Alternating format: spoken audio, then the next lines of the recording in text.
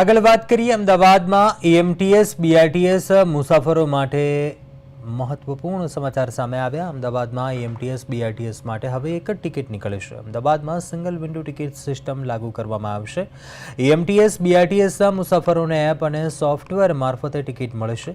472 કરોડના ખર્ચે 12 વર્ષ માટે સોફ્ટવેર ખરીદવામાં આવશે।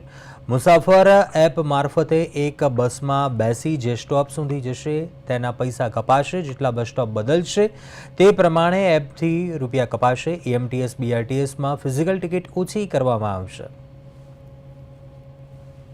બીઆરટીએસ અને એએમટીએસનો લોકો ઉત્તરમાંથી પૂર્વમાં, પશ્ચિમમાં જવા માટે, દક્ષિણમાં જવા માટે ઉપયોગ કરતા હોય છે।